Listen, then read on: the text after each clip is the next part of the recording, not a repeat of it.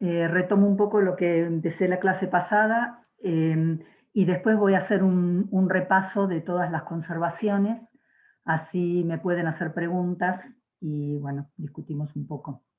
Pero primero quiero terminar con choque elástico, que al final no lo pude terminar la clase pasada. Lo que habíamos visto es que cuando dos partículas se aproximan entre sí, la interacción entre ellas modifica el movimiento y se produce un intercambio de impulso y de energía que modifica el movimiento. Y esto puede pasar aunque las partículas no estén en contacto físico.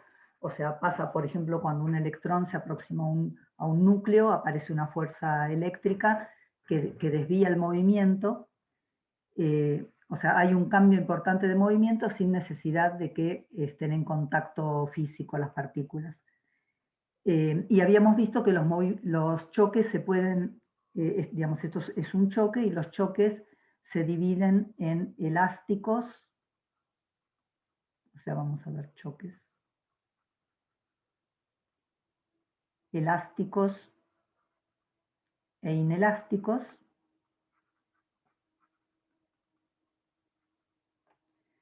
En los dos casos se conserva el impulso lineal porque las interacciones son todas internas en un choque, pero la diferencia es que en el choque elástico se conserva la energía cinética y en el inelástico no. O sea, cuando chocan las partículas, las fuerzas que actúan son internas al sistema, entonces en los dos casos el impulso lineal es constante. Entonces, como el impulso lineal es constante, el centro de masa se mueve con movimiento rectilíneo uniforme. Y entonces, bueno, habíamos empezado a ver qué pasa cuando describimos el choque en el sistema de laboratorio. Por ejemplo, supongamos que esta es la dirección del movimiento y que tenemos dos masas,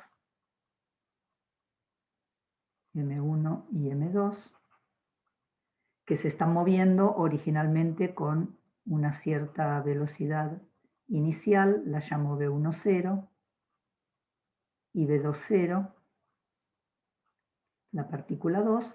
Entonces, en el sistema de laboratorio, lo escribo así, en el sistema de laboratorio tenemos que el impulso lineal antes del choque es la suma de los impulsos lineales de las partículas, ¿no? O sea, sería la masa de la partícula 1 por la velocidad de la 1 más la masa de la 2 por la velocidad de la partícula 2, y esto es constante, tiene el mismo valor antes, durante y después del choque. Y si el choque es elástico, entonces también se conserva la energía cinética, que antes del choque es un medio de la masa de la partícula 1 por el cuadrado de la velocidad inicial de la 1 más un medio de la masa 2 por la velocidad de la 2 al cuadrado, y esto también es constante en un choque elástico. Entonces, esto es antes del choque, y después del choque tenemos que el impulso lineal va a ser la suma del impulso lineal de las dos partículas, pero ahora las velocidades en principio son distintas. La velocidad final de la partícula 1 más la masa 2 por la velocidad de la 2, y la energía cinética después del choque va a ser un medio de m1 por v1 al cuadrado más un medio de m2 por v2 al cuadrado. Y entonces, como estas cosas se conservan, antes y después del choque tienen el mismo valor, el impulso y la energía cinética. Entonces, si igualamos el impulso lineal, tenemos igualando, le voy a poner un número a estas ecuaciones, esta sería la 1, la 2, la 3 y la 4. Si igualo 1 y 3, esto dice que la masa de 1 por B1 menos B1, 0 es igual a M2 por B2 menos B2, 0. Y lo mismo, igualando las energías cinéticas, hago 2 igual a 4, y esto me dice que 1/2 de M1 por B1 cuadrado menos B1, 0 cuadrado es igual a 1/2 de M2 por B2 cuadrado menos B2, 0 al cuadrado. ¿Ok? Entonces, bueno, en principio puedo dividir estas ecuaciones suponiendo que B1 es distinto a B1, 0 y B2 es distinto a B2, 0. Lo que puedo hacer es dividir, le voy a poner, supongamos que esta es la ecuación, la voy a llamar 5 y esta la voy a llamar 6. Entonces puedo hacer 6 dividido 5. Fíjense que B1 cuadrado menos B1, 0 cuadrado lo puedo escribir como B1 menos B1, 0 por B1 más B1, 0. Entonces divido 6 dividido 5, y esto lo que me dice es que B1 más B1, 0 es igual a B2 más B2, 0. O sea que, si lo reescribo, B1 menos B2 es igual a B2, 0 menos B1, 0. O sea, esto lo que me dice es que en un choque elástico se conservan las velocidades relativas de las partículas. Antes y después del choque, las velocidades relativas son iguales, o sea, salvo un signo, son iguales. Y si lo que quiero es encontrar cuánto valen las velocidades finales, supongamos que conocemos cuánto valen las velocidades iniciales, entonces, bueno, ahora uso esta ecuación, la voy a llamar 7, y ahora usando 5 y 7, de 5 y 7, resulta que B1 más B1, 0 es igual a B2 más B2, 0, y B1 menos B1, 0 es igual a M2 sobre M1 por B2, 0 menos B2. Bueno, estos son pasos algebraicos que son fáciles de hacer. Voy a escribir el resultado, o sea, voy a despejar de estas dos ecuaciones B1 y B2 en función de B1, 0 y B2, 0. Escribo el resultado, después verifiquen que efectivamente es así. Resulta B1 es igual a M1 menos M2 sobre M1 más M2 por B1, 0 más 2M2 sobre M1 más M2 por B2, 0, y B2 es igual a B2, 0 por M2 menos M1 sobre M1 más M2 más 2M1 sobre M1 más M2 por B1, 0. Bueno, esto es una operación algebraica que es muy, muy sencilla. Y este es el resultado, pero vamos a analizar un poquito qué significa.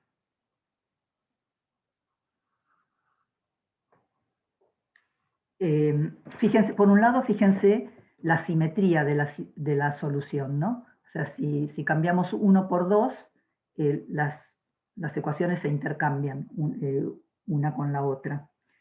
Y otra cosa que se puede hacer es encontrar cómo varía la energía cinética de cada partícula. O sea, puedo calcular la variación de energía cinética de la partícula 1, que va a ser la energía cinética de la partícula 1 final, llamémosla, menos la energía cinética de la 1 inicial, y esto es un medio de la masa 1 por la velocidad final de 1 al cuadrado menos la velocidad inicial de 1 al cuadrado, y la variación de la energía cinética de la partícula 2 será la diferencia de la energía cinética final menos la energía cinética inicial, que es un medio m2 por b2 al cuadrado menos b2 al cuadrado, y esto es igual a menos la variación de la energía cinética de la partícula 1. O sea, simplemente reemplazando estas ecuaciones se puede ver que la variación de la energía cinética de una partícula es igual a menos la variación de la energía cinética de la otra, porque la variación de la energía cinética total es igual a 0, ¿no? O sea, porque es un choque elástico, la energía cinética es constante. ¿Ok? Entonces vamos a ver algunos casos particulares. Supongamos, por ejemplo, que inicialmente la partícula 2 está en reposo. O sea, supongamos que la velocidad inicial de 2 es igual a 0. Entonces, en este caso, fíjense que estas ecuaciones, si B2,0 es igual a 0, resulta que la velocidad final de 2 es simplemente 2m1 sobre m1 más m2 por la velocidad inicial de la 1, y la velocidad final de la 1 es igual a m1 menos m2 sobre m1 más m2 por la velocidad inicial de 1. O sea, simplemente poniendo la velocidad inicial de la 2 igual a 0 en esas ecuaciones, resultan estas ecuaciones. Y también, bueno, acá uno puede calcular explícitamente cómo varía la energía cinética de la partícula 1. Va a ser simplemente calcular un medio de la masa 1 por la velocidad final de 1 al cuadrado menos la velocidad inicial al cuadrado. Esto resulta 2 veces m2 por m1 cuadrado sobre m1 más m2 al cuadrado por b10 al cuadrado, y esto es igual a menos la variación de la energía cinética de la partícula 2.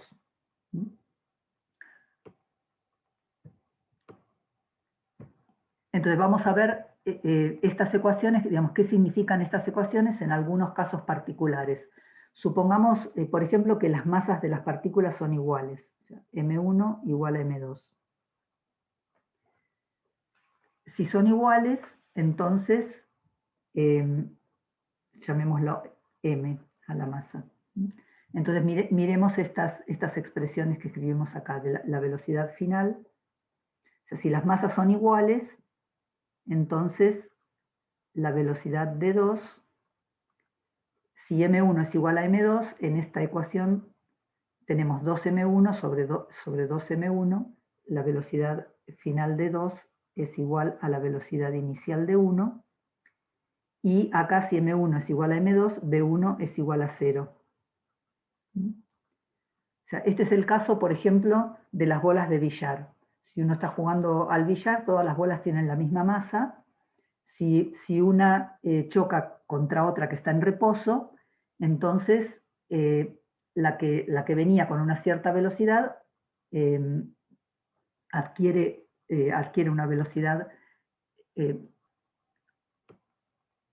digamos, o sea, digamos, tenemos dos masas iguales, ¿no? M1, M2. Esta se estaba moviendo con una cierta velocidad, de 1, 0. Esta tenía una, bueno, originalmente estaba en reposo. La 2, perdón, la 2 estaba originalmente en reposo, al revés. Me salió al revés el dibujo.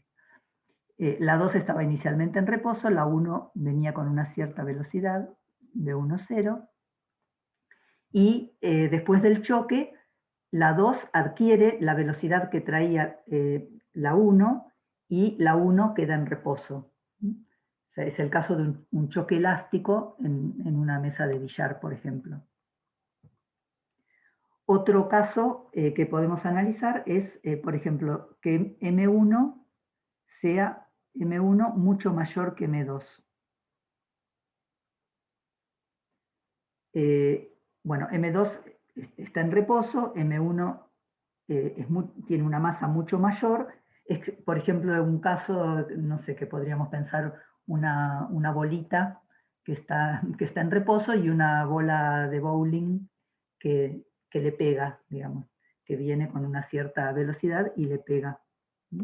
Entonces, si miramos las expresiones, en este caso resulta que la velocidad de la 2, en esta expresión que teníamos acá, si M1 es mucho mayor que M2, en este cociente puedo despreciar M2 y entonces resulta que B2 es 2 veces la velocidad inicial de 1. Y en esta expresión también, si desprecio M2, M1 cancela con M1 y resulta que B1 es igual a B1, 0. O sea, la partícula que tenía una masa grande prácticamente no altera su movimiento y la chiquita, la M2, adquiere una velocidad en el mismo sentido de movimiento que traía la masa 1. Y el otro ejemplo que podemos ver es al revés, o sea, suponer que M1 es mucho menor que M2. Entonces, bueno, de vuelta en este caso, si M1 es mucho menor que M2, tenemos que la velocidad B2 va a ser 2 veces M1 sobre M2, o sea, despreciamos M1 por B1, 0, y esto es aproximadamente 0, o sea, si M2 es mucho más grande que M1, esto lo podemos aproximar por 0, y B1, ahora se corrió ahí si M2 es mucho mayor, M2 mucho mayor que M1, entonces resulta B1 aproximadamente menos B1, 0. Entonces es el caso en que la partícula que es muy masiva, que inicialmente estaba quieta, prácticamente no se mueve y la chiquita adquiere una velocidad contraria, digamos, invierte su velocidad. Es el caso, por ejemplo, de una pelota de tenis que pega contra una pared. La pared prácticamente no se inmuta y la pelota invierte la velocidad.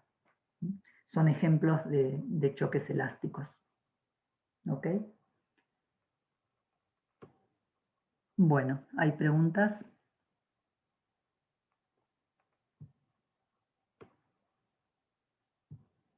Bueno, entonces este es el caso del choque elástico en una dimensión. Veamos en el caso en dos dimensiones. Vamos a ver un choque elástico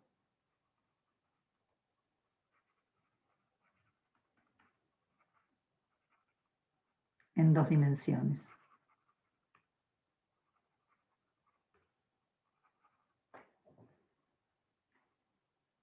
Entonces, bueno, vamos a analizarlo en el sistema de laboratorio y después les voy a dejar a ustedes como ejercicio que lo hagan en el sistema centro de masa. Entonces, bueno, supongamos, de vuelta vamos a suponer que inicialmente la partícula 2 está en reposo.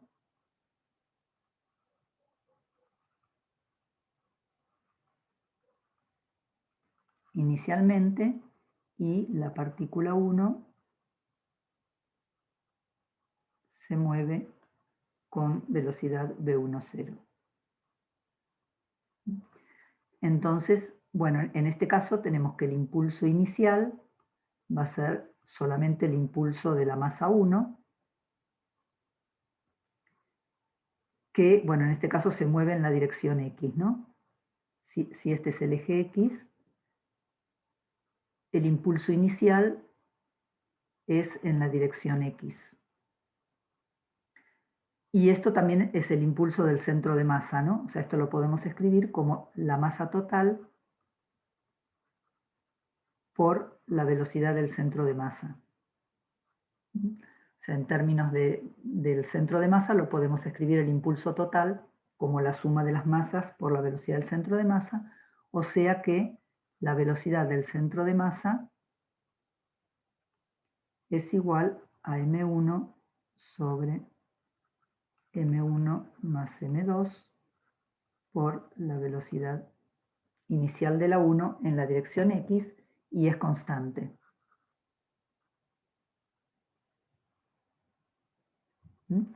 Entonces, el impulso es el mismo, o sea, este es un choque, siempre en un choque el impulso es el mismo antes, durante y después del choque, y entonces tiene el impulso lineal tiene un cierto módulo, que lo llamo P, y la dirección es la dirección X. Y esto, digamos, como el impulso se conserva, va a tener siempre la misma dirección en todo instante de tiempo.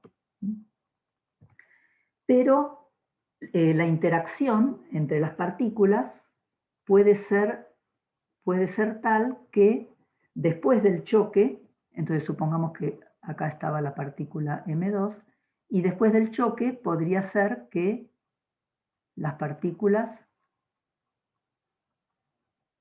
salgan con velocidades que tengan componente I, por ejemplo, ¿no? O sea, supongamos que esta es M1 y esta es M2. Entonces, tenemos que después del choque podrían las partículas salir disparadas de esta manera. Entonces, en este caso tenemos que el impulso lineal de la partícula 1 ahora va a tener componente X, o sea, va a tener una componente X en X y componente Y en Y, y el impulso de la partícula 2 será P2 en X más P2 en Y. ¿Ok? Pero de tal manera que en la suma la componente Y se tiene que cancelar, porque el impulso originalmente tenía solo componente X, como el impulso se conserva, el impulso final solo tiene que tener componente X, o sea, el impulso final va a ser la suma del impulso 1 más el impulso 2 y va a ser igual a P en la dirección X. O sea, las componentes Y se tienen que anular porque originalmente el impulso lineal tenía solo componente X, se conserva y entonces el impulso final solo puede tener... ¿Puedo hacer una pregunta? Sí. Que tenga solo, que solo sea en el sentido de X versor X, quiere decir, es porque nosotros elegimos que el choque elástico fuera en esta dirección de forma arbitraria, si no, no sería así, digamos. Perdón, tenía el micrófono silenciado y no te escuché. ¿Me repetís la pregunta? Le repito la pregunta. Que el choque elástico sea en dirección X versor X, en este caso, no, y se haya que anular el versor Y, tiene que ver con que dijimos arbitrariamente cómo es el movimiento, no que en todos los choques elásticos es así, sino que se anula ahí porque arbitrariamente elegimos que sea X en este caso, únicamente el sentido del movimiento. Esa es mi pregunta. Sí, o sea, porque inicialmente la partícula 1 se movía en la dirección X. Bueno, acá, digamos, las dos partículas estaban separadas en el eje X, porque lo elegí X, pero digamos, lo podría haber elegido cualquiera, pero digamos, estaban separadas en la dirección X, la partícula 1, la 2 estaba en reposo y digamos, el impulso inicial solamente tenía componente X. Y como el impulso se conserva, entonces el final también tiene que tener solo componente X. La componente Y se tiene que anular. O es cero la componente Y de los dos, porque podría ser que el choque sea de tal manera que después se siguen moviendo las dos en la dirección Y, perdón, en la dirección X, porque tampoco tienen componente Y, o si tienen componente Y en la velocidad final, esa componente Y tiene que ser tal que la suma del momento, la componente Y del momento de la partícula 1 cancele a la componente Y del momento de la partícula 2, porque originalmente solo había componente X. ¿Se entiende? Está bien, usted eligió esa dirección, básicamente, por eso, porque usted lo eligió. Y no podría tener componente I. Esa es mi pregunta. Sí, o sea, sí, lo elegí así. O sea, si hubiera elegido la componente Y, supongamos que es así, supongamos que elegía la componente Y, ¿no? Y que estaban las partículas acá, M1 y M2. ¿Mm? Y M2 está en reposo y M1 viene y la choca con una cierta velocidad V10, que solo tiene componente I. ¿Está bien? Entonces, este es el eje Y. Entonces, originalmente acá hay solo componente I, o sea, el impulso lineal solo tiene componente I, es M1 por V10 en I. Este es el impulso lineal inicial. El impulso final, el impulso lineal, este sería el inicial. El final va a ser el de la masa 1, lo voy a escribir así, más el de la masa 2. ¿Ok? La velocidad de la 1 y de la 2 pueden tener componente X y componente Y. O sea, en principio podrían tener cualquiera de las dos. O sea, esto sería M1 B1X en X más B1Y en Y. Más... Profe, una pregunta. ¿Estas dos masas en el eje Y es un ejemplo distinto? Es el mismo ejemplo, pero le cambié el eje, ¿no? Ah, ok. Le cambié el eje, o sea, porque me parece que esa era la pregunta. O sea, lo elijo que sea el I. Si la inicial es el I, es en la dirección I, entonces la final también tiene que ser en la dirección I. O sea, esto tiene que ser tal que solamente sobreviva la componente I. Esto solo puede ser el módulo del impulso en la dirección I. La componente X se tiene que cancelar, porque inicialmente solo había componente I. ¿Está bien? O sea, profe, todas las componentes que se crean a partir del choque se tienen que cancelar entre sí, Salvo la inicial. salvo la inicial, sí. Claro, claro. Si el O sea, impulso si se conserva, hacer, tiene que tener sí, siempre el mismo valor. Si el inicial era en hacer un I, impulso. dale, pregunta. Sí, sí, no, que al ser un impulso lineal tiene que ir la misma dirección que originalmente la masa anterior que la choca. Claro, Y básicamente porque se conserva, ¿no? claro, exacto. Está bien, sí, ahora entendí. Bueno, entonces fíjense, cuando, por ejemplo, volvamos a este caso, si se dispersan de esta manera, entonces en principio va a haber un ángulo que lo llamo φ1, que forma la velocidad final de la partícula 1 con el eje X, forma un ángulo φ1 y la 2 forma un ángulo φ2, que no tienen por qué ser iguales. Y esto se ve así, este choque se ve así en el sistema de laboratorio. ¿Cómo se vería este choque en el sistema centro de masa? Y serían como las dos partículas alejándose en el eje Y, podría ser. Vamos O sea, primero se acercarían al centro de masa, las dos con velocidad. Claro. Cuando choquen, las verías yendo en distintas direcciones. Claro, pero pueden tener componentes en X también respecto al centro de masa. siempre y cuando se cancelen, ¿no? Claro, o sea, antes del choque habíamos visto que si lo miramos desde el centro de masa, desde el sistema centro de masa, las dos partículas se acercan, ¿no? La llamábamos U. Esto ya lo habíamos visto cuando vimos choque plástico.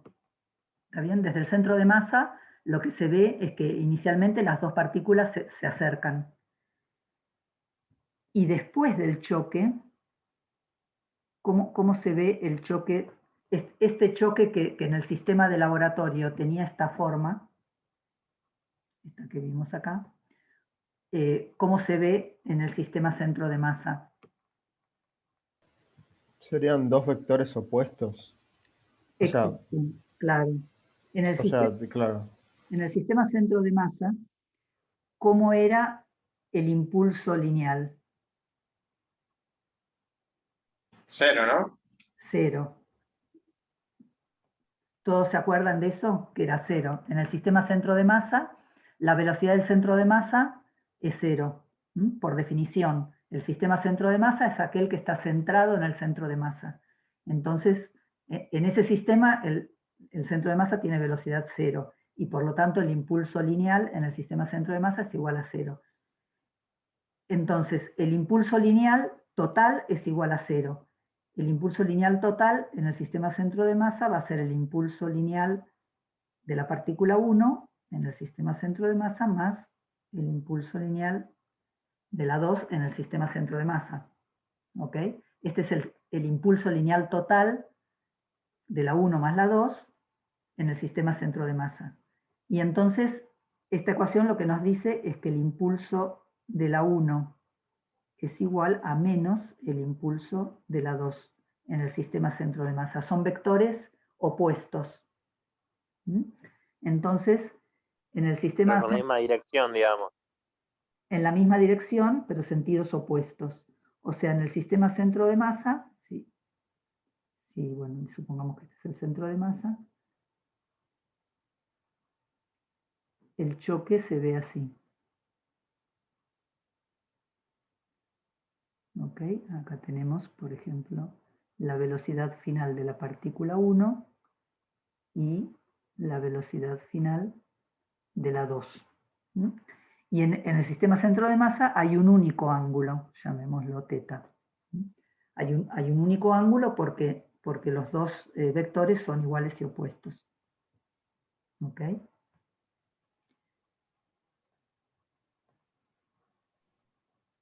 Entonces, bueno, en principio, esto no lo voy a hacer, se los voy a dejar a ustedes como ejercicio, porque quiero hacer otros ejercicios de conservación. Pero en principio uno puede calcular cuánto valen los ángulos, estos ángulos φ1 y φ2 como función del ángulo θ. Uno puede describir este choque en el sistema centro de masa y encontrar los ángulos de la dispersión, en función, de todo esto va a ser en función de las masas y de las velocidades iniciales. O sea, lo mismo que hicimos para el choque elástico en una dimensión, lo podemos repetir en el caso de las dos dimensiones, y haciéndolo, o sea, les doy el hint, ¿no? Para hacerlo en el sistema centro de masa, se plantean simplemente las conservaciones del impulso lineal y de la energía cinética, y se puede obtener cuánto valen los ángulos φ1 y φ2 en función del ángulo θ. Y de vuelta se puede hacer el mismo análisis que hicimos para el caso del movimiento en una dimensión, analizar qué pasa cuando las masas son iguales, o cuando una de las masas es mucho mayor que la otra, y bueno, van a ver que salen cosas interesantes. Bueno, se los dejo de ejercicio. ¿Tienen preguntas? No entendí por qué en el centro de masas los U son como en la misma dirección. Es por esto, ¿no? O sea, esto te queda claro que el impulso el impulso lineal en el sistema centro de masa es igual a 0. ¿Está bien? Sí, eso El impulso lineal es la masa total, que en este caso sería el impulso en el sistema centro de masa, ¿no? M1 más M2, por la velocidad del centro de masa en el sistema centro de masa.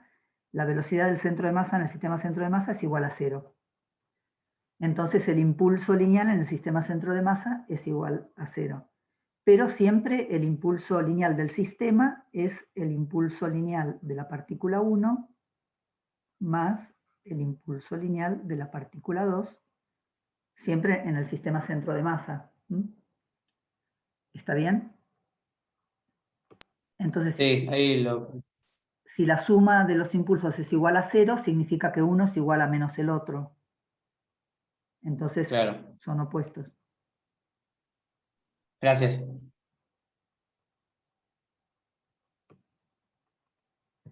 Bueno, entonces, bueno, con esto ya terminamos, digamos, todos los temas que entran en el parcial. Y entonces voy a repasar un poco todo el tema de las conservaciones. Y la clase que viene no voy a dar teórica, vamos a hacer todas clases de consulta. O sea, van a ser todas clases de consultas de todos los ejercicios, digamos, lo que quieran. Así no introducimos temas nuevos para el parcial, ¿ok? Y ahora voy a hacer todo lo que resta de la clase, voy a repasar todo el tema de las conservaciones y vamos a hacer ejercicios de conservaciones. Entonces, Perdón, profe. sí, Una consulta. ¿En un choque plástico será lo mismo que uno inelástico? sí, es lo mismo. También, gracias. Bueno, entonces, estudiamos tres constantes de movimiento, o sea, tres magnitudes que bajo ciertas condiciones se conservan. El impulso lineal, el impulso angular y la energía mecánica. Estas tres magnitudes vimos que bajo ciertas condiciones se conservan y, digamos, establecer cuáles son esas condiciones es lo que se llama teoremas de conservación. Esto nos llevó a los teoremas de conservación.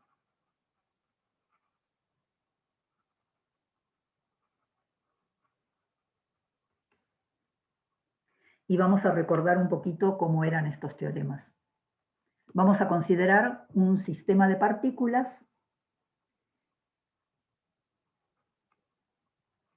y recuerden que siempre para analizar si se conserva o no se conserva una determinada magnitud, lo primero que tenemos que hacer es definir cuál es el sistema al cual, digamos, que vamos a analizar, o sea, cuál es el sistema para el cual vamos a definir si estas magnitudes se conservan o no.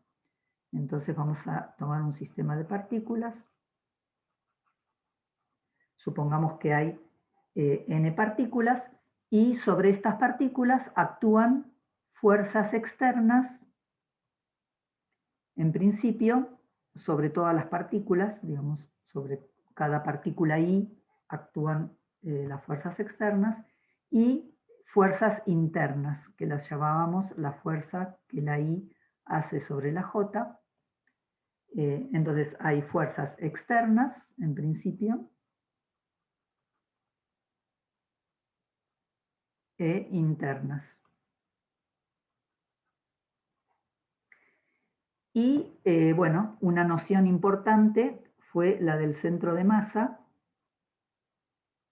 La posición del centro de masa habíamos dicho que era la suma de 1 hasta n de las posiciones de las n partículas pesadas con su masa dividido la masa total, que es la suma de 1 hasta n de todas las masas. O sea, la suma total de las masas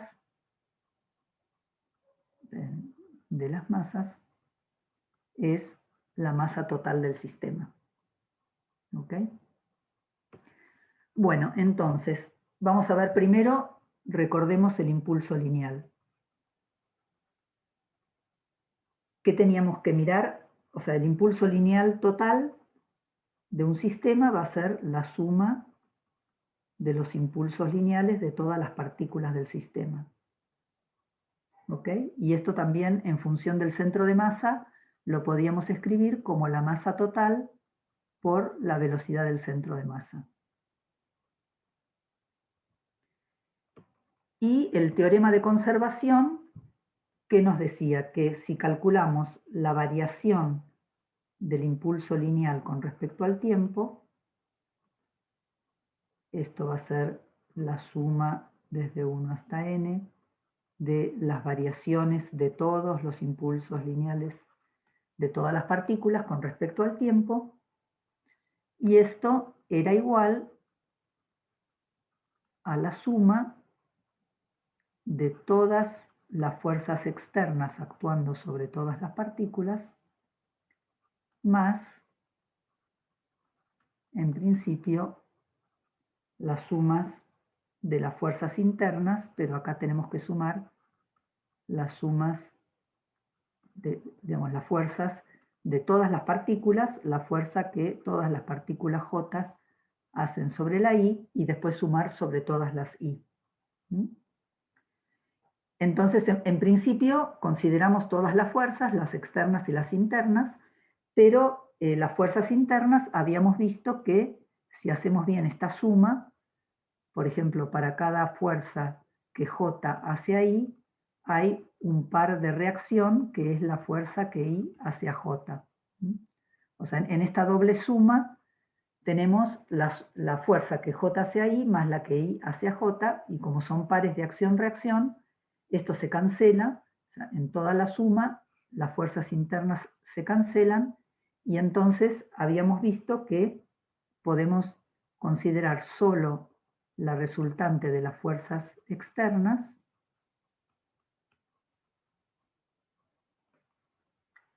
y esto es igual a la masa total por la aceleración del centro de masa. ¿Ok? Entonces, lo que nos decía esto es que si cuando es el impulso, cuando es constante, si el impulso es constante, eso significa que la resultante de las fuerzas externas es igual a 0. Y viceversa, si la resultante de las fuerzas externas es igual a 0, significa que el impulso lineal se conserva. ¿Ok? Y esta es una ecuación vectorial. Quiere decir que esto hay que mirarlo componente a componente. Y por otro lado, si el impulso lineal es constante, entonces también sabemos, si el impulso lineal es constante, entonces también sabemos que la velocidad del centro de masa es constante. ¿Ok? Entonces, las fuerzas internas afectan el movimiento de cada una de las partículas del sistema, pero no modifican el estado de movimiento del sistema. O sea, se anulan de a pares, y entonces no modifican el estado de movimiento de todo el sistema y por lo tanto del centro de masa. O sea, para analizar la conservación del impulso lineal, nos basta con identificar cuáles son las fuerzas externas que están actuando, y si la resultante de las fuerzas externas es igual a 0, significa que el impulso se conserva. Y el impulso... Una pregunta, en la ecuación de arriba, en la sumatoria de fuerzas externas igual a la masa por aceleración del centro de masa, eso es cuando son fuerzas no conservativas, ¿no? No, esto es para No se conserva. No, esto es cualquier tipo de fuerza. Acá no estamos hablando de conservativa o no conservativa. Esto Está bien. es para cualquier fuerza, y insisto con que es una ecuación vectorial. O sea, el impulso se conserva como vector si se conservan todas las componentes. pero podría suceder que se conserve alguna de las componentes y no todas, y entonces eso de todas formas da información importante porque, por ejemplo, si no hay fuerzas en una dirección, entonces el impulso se conserva en esa dirección, aunque no se conserve en todas las direcciones, ¿no? O Lo sea, que quise decir lo dije mal. Cuando las fuerzas externas no son cero, quiere decir que el impulso no se conserva, claro, ¿no? exacto, sí. Está bien, ahora sí. Claro, por eso digo, o sea, cuando las fuerzas externas no son cero, quiere decir que el impulso no se conserva, o sea, y todo esto como vector, pero podría ser que el vector fuerza externa no sea cero, pero que sí sea cero alguna componente. Y entonces, si esa componente, por ejemplo, supongamos que la componente z es cero, que solamente hay fuerzas en la dirección x y en la dirección y, entonces el impulso lineal en la dirección z se conserva, si no hay fuerza en z. ¿Ok?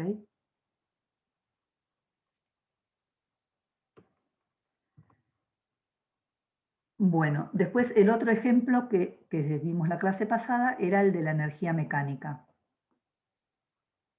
La energía mecánica del sistema es la suma de las energías mecánicas de todas las partículas del sistema, ¿no? Por definición. Y la energía mecánica de cada partícula vimos que es la suma de la energía cinética más la energía potencial. ¿Ok? Esto es por definición, la energía mecánica es la suma de la energía cinética más la energía potencial, y la energía mecánica de todo el sistema de partículas es la suma de las energías mecánicas de cada partícula.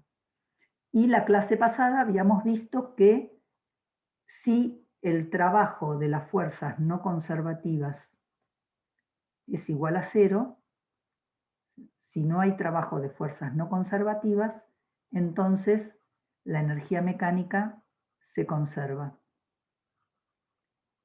Y viceversa, la energía mecánica se conserva si no hay trabajo de fuerzas no conservativas. Esta es la ley de conservación de la energía mecánica. ¿Ok? Solo, lo único que hay que mirar es si hay trabajo de fuerzas no conservativas o no.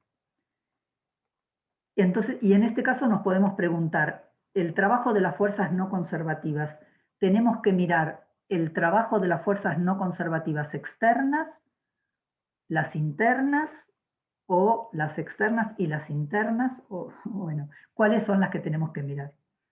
Entonces vamos a ver bajo qué condiciones podemos mirar unas u otras.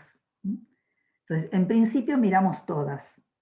Si queremos calcular el diferencial del trabajo de las fuerzas no conservativas, esto va a ser el diferencial del trabajo de las no conservativas externas más el diferencial del trabajo de las no conservativas internas. En principio, el trabajo de las no conservativas incluye los dos, las externas y las internas.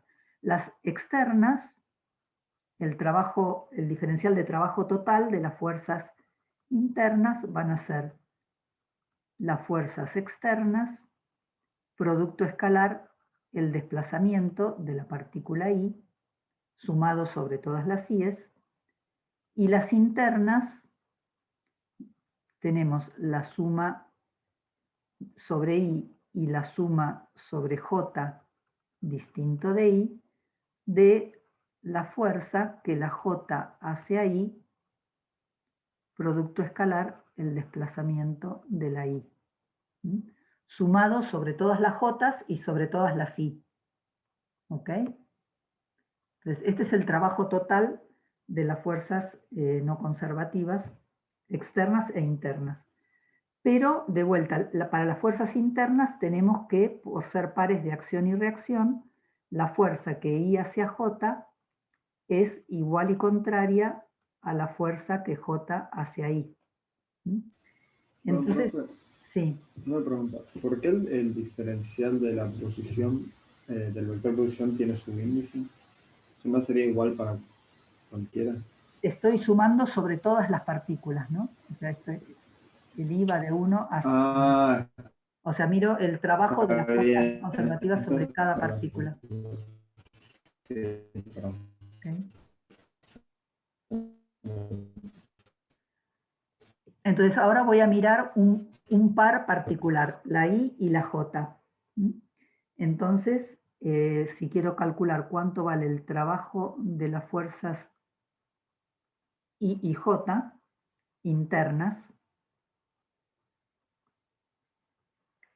esto va a ser la fuerza que J hace a I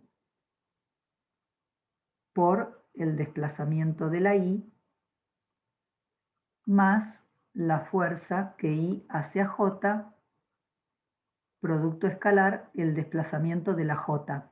¿Ok? I y J son dos cualesquiera. Entonces el trabajo total sobre I y J de las fuerzas internas es esto, es esta suma. Pero como FJI es menos FIJ, esto lo puedo reescribir como saco factor común FJI, producto escalar, el diferencial de RI menos el diferencial de RJ. ¿Ok? Y esto lo puedo escribir como FJI, producto escalar, el diferencial de RI menos RJ. ¿Ok? O sea que el trabajo de las fuerzas internas, no se anula a menos que no varíe la distancia entre las partículas. O sea, si la distancia entre I y J, o sea, esto RI menos RJ, es igual a 0, o sea, si no cambia la distancia entre las partículas, entonces, digamos, si no cambia la distancia entre las partículas, el trabajo de las fuerzas internas se anula. Si cambia, entonces hay que considerarlo. O sea, consideramos siempre que la fuerza que J hace ahí es paralela a la línea de separación entre I y J, ¿no? Siempre consideramos este tipo de fuerzas. Entonces, en principio, esto es distinto de 0. En general, es distinto de 0. A menos que la distancia entre I y J sea constante. Si no se modifica la distancia entre I y J, esto es igual a 0. Si no, en general, es distinto de 0, y entonces la ley de conservación de energía mecánica dice que la energía mecánica es constante si no hay trabajo de fuerzas no conservativas, pero tenemos que considerar acá las fuerzas externas, el trabajo de las fuerzas externas y el trabajo de las fuerzas internas. En principio tenemos que considerar el trabajo de las fuerzas no conservativas externas e internas, excepto si la distancia entre las partículas del sistema se mantiene constante. En ese caso podemos solamente considerar el trabajo de las fuerzas externas y olvidarnos de las internas. ¿Ok? Bueno, y por último, el caso del impulso. Profe, ¿y cuándo sería un caso en el que las distancias esas son, digamos, son continuas? Por ejemplo, si tenemos dos masas que están unidas con una barra, la distancia entre las masas no cambia.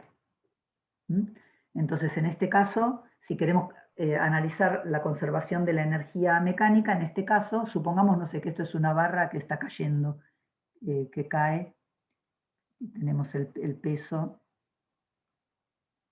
de la 1, el peso de la 2. Estas son fuerzas conservativas. Bueno, acá no hay fuerzas, bueno, acá habría fuerzas no conservativas, que es la tensión de la barra. la tensión de la barra. Si queremos calcular el trabajo de las fuerzas no conservativas, supongamos, si nuestro sistema, digamos, si el sistema incluye la barra, la tensión en la barra es una fuerza interna, ¿está bien? Es una fuerza interna. Si la distancia entre M1 y M2 cambia, supongamos si esto es un elástico, entonces hay que considerar la fuerza del elástico. Pero si es una barra, tal que la distancia entre las partículas se mantiene constante, no hace falta considerar el trabajo de la tensión. Ok, gracias. Profe, perdón, no termino de ver por qué si la distancia es constante, entonces es 0 el trabajo. Porque acá estamos calculando el diferencial, ¿no? O sea, estamos calculando el diferencial cuando las partículas se mueven un pequeño diferencial. Esto en realidad hay que integrarlo después a lo largo de todo el movimiento, ¿está bien? Pero como acá estoy calculando lo que se desplazó la I menos lo que se desplazó la J, y se desplazaron solo un diferencial. Entonces puedo sacar el diferencial como factor común de RI menos RJ. Y RI menos RJ es la distancia entre las partículas, ¿no? Se supone que si acá tengo la I y acá tengo la J con respecto a alguna posición. Si esto es RI y esto es RJ, entonces RI menos RJ es esta distancia, ¿no? RI menos RJ en módulo, es esta distancia. ¿Ok? Entonces, si esta distancia es constante, la variación de la distancia es igual a 0. Claro, gracias.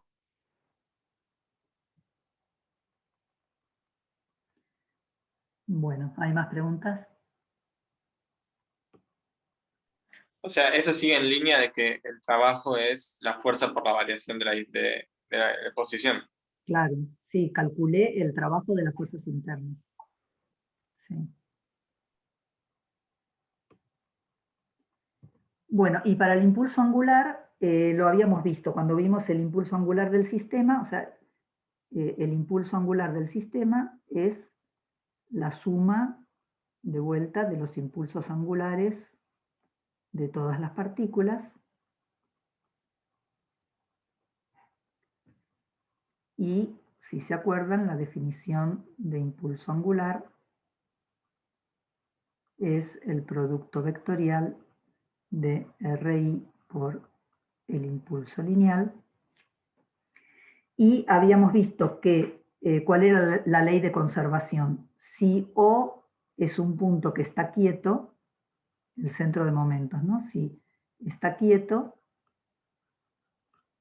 o si coincide con el centro de masa del sistema, entonces en ese caso teníamos que, bueno, siempre tenemos que la derivada del impulso angular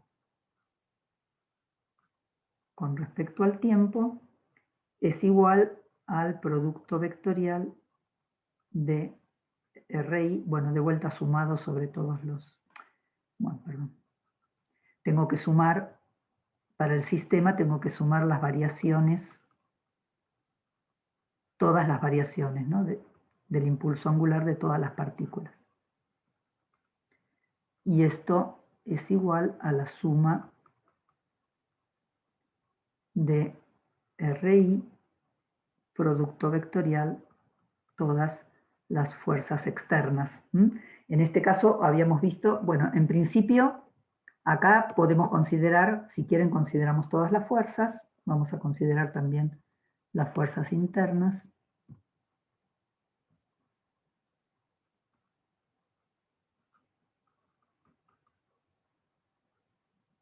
Y tenemos que sumar sobre todas las J distintas de la I, de RI, producto vectorial, la fuerza que J hace ahí. Entonces, en este caso, si calculamos esta doble suma y miramos, por ejemplo, de vuelta la I y la J, tenemos que RI, producto vectorial, la fuerza que J hace ahí, más RJ, producto vectorial, la fuerza que I hacia J, esto de vuelta, FJI es menos FIJ. Entonces puedo sacar factor común, FJI, y esto es igual a RI menos RJ, producto vectorial FJI. ¿Está bien?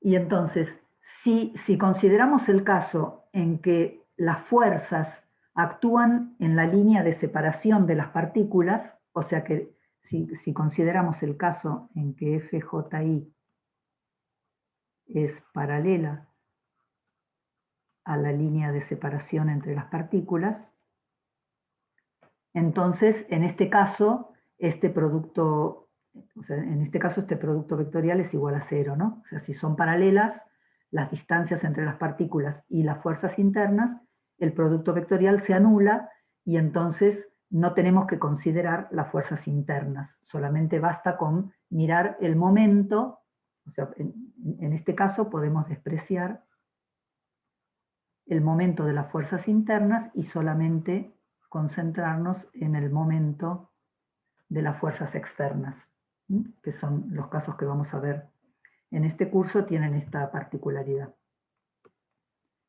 ¿Ok?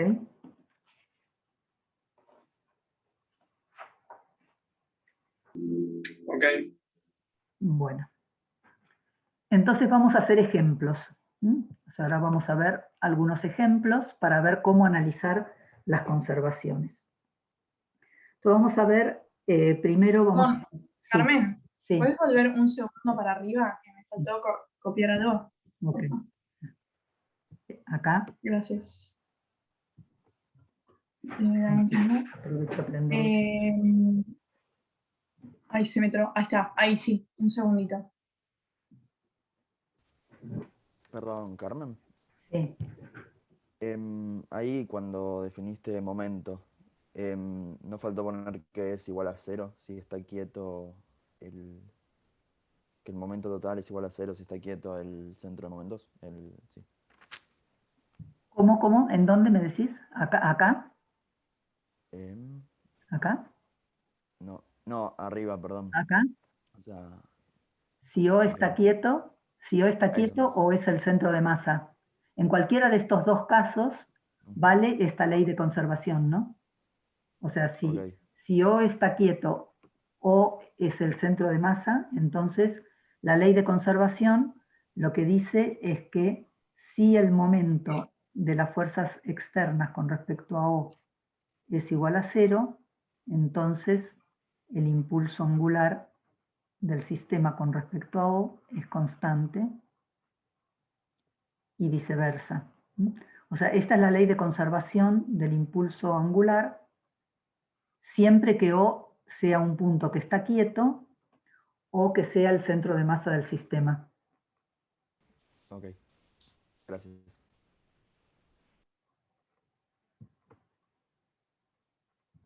¿Ya copiaste? ¿Puedo seguir? Sí, ya está, gracias. Okay. Bueno, entonces vamos a hacer ejemplos. Supongamos que tenemos una mesa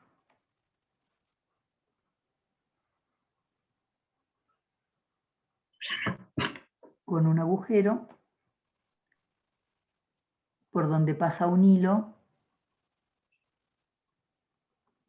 que tiene una masa M1 en un extremo y una masa M2 en el otro.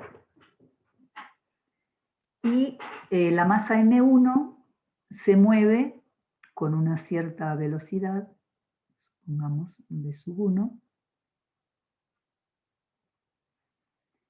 El hilo se mantiene tenso y en principio la velocidad de la masa M1 no es perpendicular, o sea, no es perpendicular al hilo.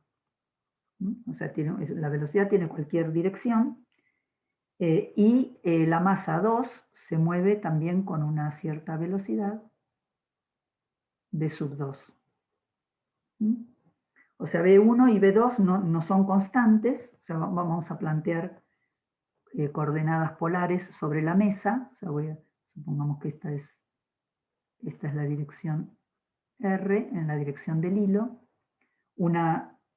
La dirección Z es perpendicular a la mesa. Y teta la voy a tomar entrante.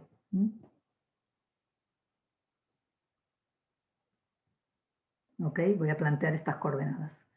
Entonces quiero analizar las conservaciones.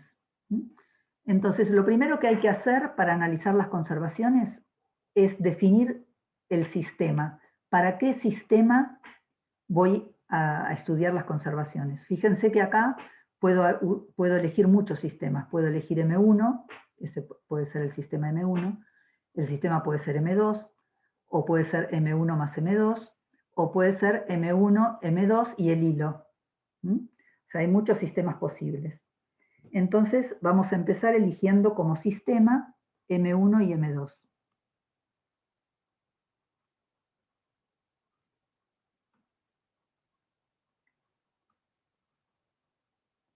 M1 y M2.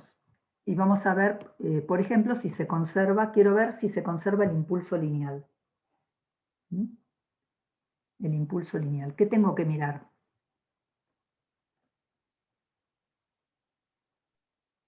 Las fuerzas externas. Bien, tengo que mirar las fuerzas externas. ¿Cuáles son las fuerzas externas? Sobre M1, en M1, ¿qué fuerza? ¿Cómo? El peso, la normal. El peso,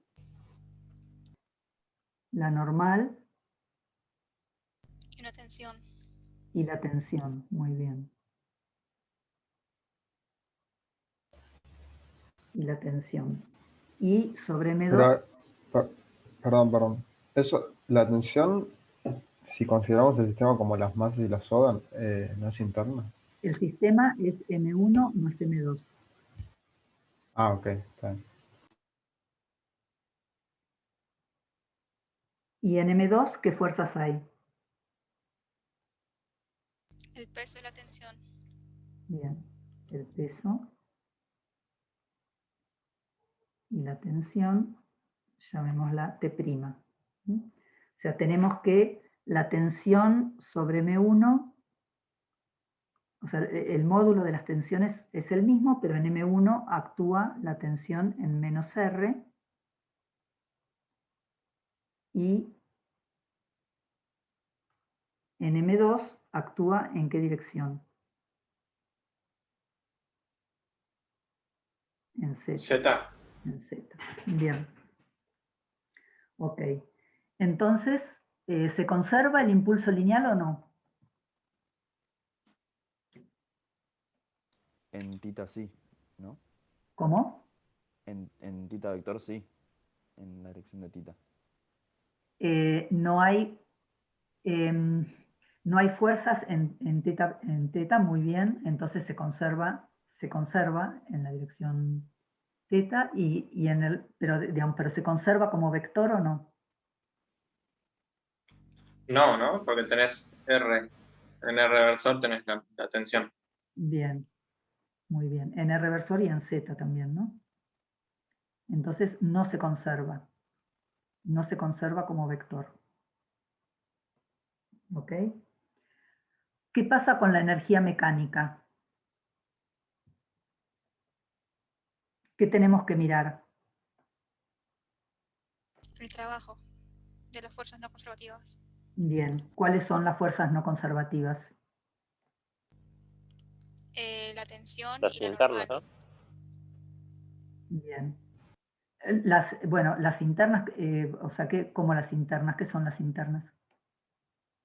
No, me refería, no, está bien lo que dijo la compañía, normal y la tensión. Me equivoqué yo.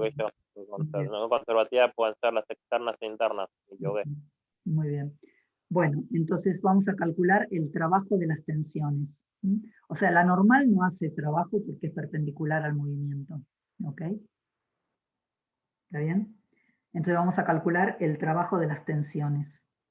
El diferencial del trabajo de la tensión sobre la masa 1 más el diferencial del trabajo de la tensión sobre la masa 2. ¿Cómo es? Sobre la masa 1 tenemos la tensión, el producto, tengo que calcular el producto escalar de T por el desplazamiento de la masa 1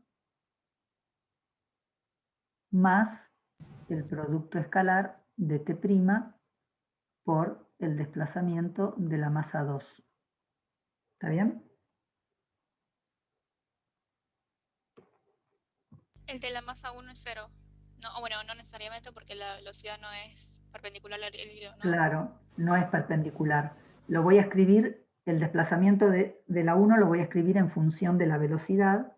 O sea, esto sería la tensión, producto escalar, la velocidad de 1 por el diferencial de T, más T', producto escalar, B2 por el diferencial de T. ¿Ok? Entonces, la tensión sobre 1 apunta en menos R, ¿no? O sea que esto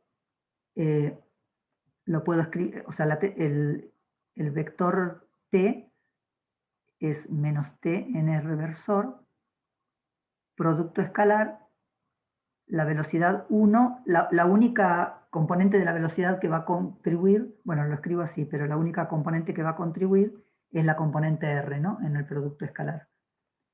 Y la tensión T', habíamos dicho que es T en Z versor, producto escalar B2 diferencial T. ¿Mm? Entonces, lo reescribo, o sea, en el producto escalar, como la tensión apunta en R, la tensión sobre M1, la única componente de la velocidad de la masa 1 que va a contribuir es la componente R, ¿ok? Entonces esto es simplemente menos T por la componente R de la velocidad de 1, y B2 es en Z, entonces esto es más T por B2, diferencial T. ¿Ok? Pero ¿qué relación hay entre la componente R de B1 y B2? Vamos a mirar el dibujito. Que una, el módulo de una es menos el módulo de la otra. ¿Por qué menos?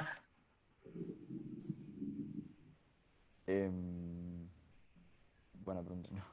No O sé, sea, en creo. módulos son iguales, ¿no? Porque todos los puntos de la soga tienen la misma velocidad.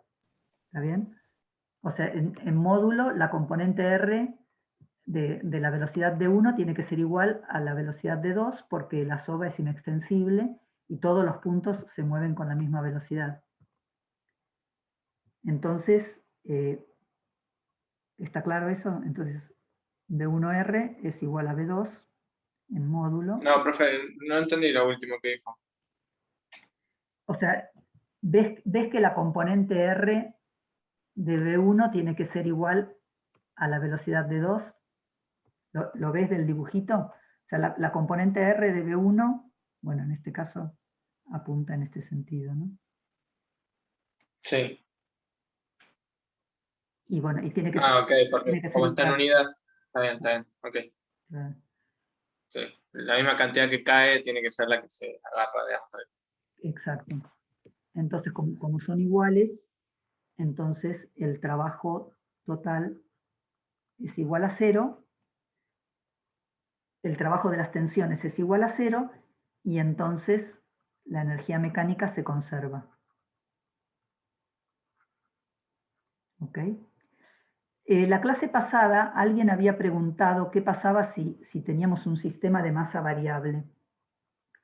Y no sé si quedó claro, después me quedé pensando que no sé si quedó claro la respuesta, porque digamos, lo único que hay que mirar para ver si se conserva o no se conserva la energía mecánica es el trabajo de las fuerzas no conservativas. Entonces, independientemente si la masa del sistema es variable o no variable, Lo único que hay que mirar es cuáles son las fuerzas no conservativas y calcular el trabajo de las fuerzas no conservativas. Si el trabajo se anula, entonces la energía se conserva independientemente que la masa varíe o no varíe.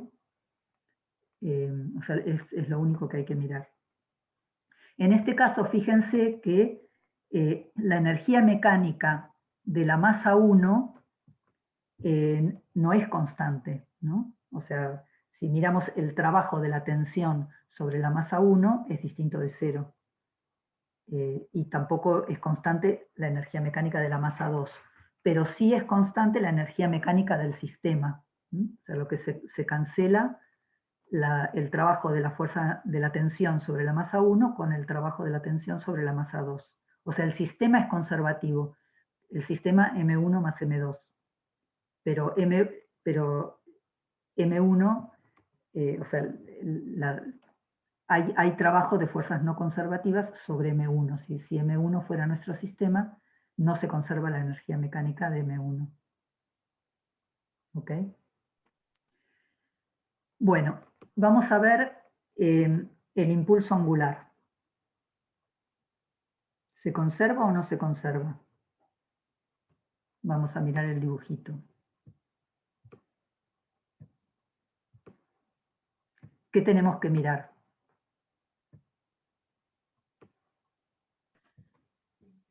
¿Desde dónde lo estás tomando? Primero, Bueno, sí. claro, primero tenemos que ver desde qué punto lo vamos a considerar. O sea, el impulso angular con respecto a qué punto. ¿Y qué punto les parece que puede ser interesante acá? En el agujero, ¿no? Claro, el agujero puede ser un buen centro de momentos, es un punto que está quieto, es el agujero sobre la mesa es un punto que está quieto, así que ese podría ser. Entonces supongamos que tomamos ese punto. ¿Qué tenemos que mirar para ver si se conserva o no el impulso angular? El momento de las fuerzas externas. Bien, entonces vamos a calcular el momento de las fuerzas externas con respecto al punto O. Entonces vamos a calcular, la pregunta es si se conserva el impulso angular con respecto al centro de la mesa, al agujero en la mesa. Entonces tenemos que mirar cuál es el momento de las fuerzas externas. Las fuerzas externas que teníamos, sobre la masa 1 teníamos la normal, el peso y la tensión. Y sobre la masa 2 teníamos la tensión y el peso. ¿Ok? Entonces tenemos que mirar si estas fuerzas hacen momento o no con respecto al punto O. Profe, una pregunta. ¿Por qué no consideramos el trabajo que hace la normal en la energía mecánica? Porque la normal es perpendicular al desplazamiento. La masa M1 se mueve sobre la mesa y entonces la normal no hace trabajo. Sí, es verdad.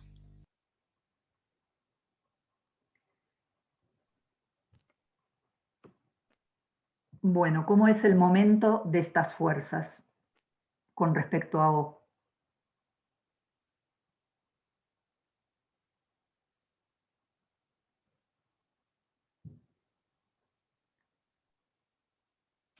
Entonces, la normal hace momento con respecto a O y el peso también, ¿no? O sea, voy a hacer el dibujito de vuelta acá.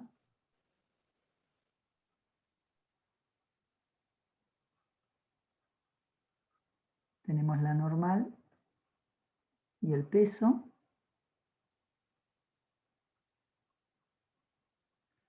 Las dos hacen momento con respecto a este punto O, pero la normal se cancela con el peso y entonces el momento neto es 0, ¿no?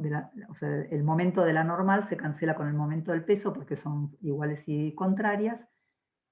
¿Y la tensión? ¿Cómo es el momento de la tensión? En menos Z. No tiene. La de la masa 1. Sí, por ejemplo la de la masa 1. Claro, ahí no, porque es paralelo al vector posición. Claro, la tensión esta es una fuerza central. O sea, la tensión actúa en la misma línea, digamos, de la masa al centro de momentos, y entonces el momento de la tensión es igual a 0.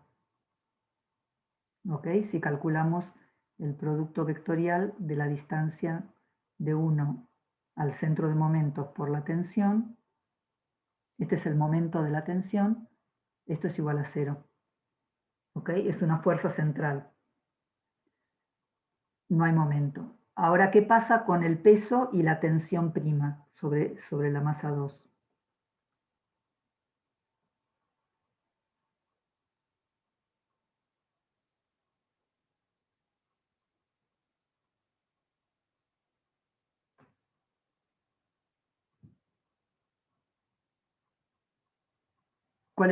¿Qué momento hace el peso de la 2? Y tampoco hace. 0. ¿Por qué? 0 porque está en la posición en el punto 2. Está aplicada al punto 2. Claro, sí, también es una fuerza central. O sea, la tensión T' y P2 son también fuerzas centrales. O sea, las dos actúan en la misma dirección que la línea de separación de M2 con respecto a O, y por lo tanto no hay momento. O sea, no hay momento de las fuerzas. O sea, el momento total de las fuerzas es igual a 0, y entonces el impulso angular con respecto a O se conserva. ¿Ok? Carmen, perdón por interrumpir, ¿eh? Sí. No me quedó claro por qué la tensión de la masa 1 no aporta momento al sistema. Porque, o sea, el momento de la fuerza es el producto vectorial de la distancia de la masa al centro de momentos por la fuerza. ¿Está bien? O sea, esto lo ves, que el momento de la tensión es este producto. Sí.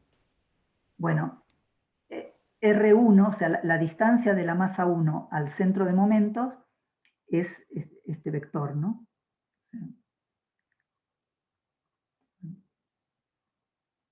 Este vector que es paralelo a la tensión. ¿Está bien? Es antiparalelo, si querés. Ah, claro, está bien. Ya entendí. Como el producto Grus. Entonces el producto vectorial es 0. Está bien. Y lo Gracias. mismo pasa con el peso de la 2 y la tensión prima. También actúan en la misma línea, digamos, son paralelas a R2, a la posición de la masa 2 con respecto al centro de momentos. Entonces no hay momento. Entonces no hay momento de las fuerzas, el momento de las fuerzas es igual a 0, el impulso angular se conserva, y fíjense que en este caso se conserva también el impulso angular de cada una de las masas por separado. O sea, el impulso angular de la masa 1 es constante y el impulso angular de la masa 2 también es constante. ¿Ok? Ahora supongamos que incluimos la soga. Ahora voy a elegir otro sistema. Ahora el sistema va a ser la masa 1, la masa 2 y la soga. ¿Ok? La soga no tiene masa. O sea, como la soga no tiene masa, entonces las conclusiones no pueden cambiar. O sea, las cosas que se conservaban se tienen que seguir conservando. Pero el análisis va a ser distinto, porque ahora tenemos la soga, y entonces, ¿qué pasa, por ejemplo, cuando miramos el impulso lineal? ¿Cuáles son las fuerzas externas ahora? La normal y el peso en las dos masas. Bien, el peso de la 1, el peso de la 2, No tenés. la normal, y ahora las tensiones son internas. ¿Ok? Ahora T y T' ya no son fuerzas externas, pero aparece una nueva fuerza ahora, porque ahora incluimos la soga. Entonces aparece una nueva fuerza, que ¿cuál es?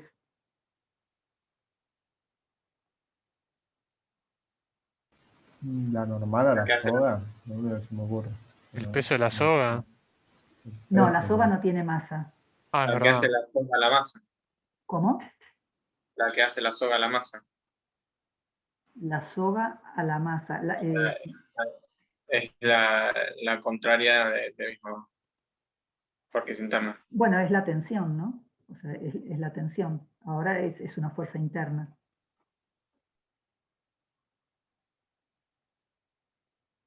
Sería una fuerza de vínculo actuando en el agujerito sobre la soga. Claro, exacto. Ahora aparece una fuerza de vínculo que es la que obliga a la soga a pasar por el agujero. O sea, sobre la soga actúa una fuerza, no se ve nada en este dibujo, pero acá aparece una fuerza de vínculo que es una fuerza que obliga a la soga a pasar por el agujero. Entonces, esta es una fuerza externa.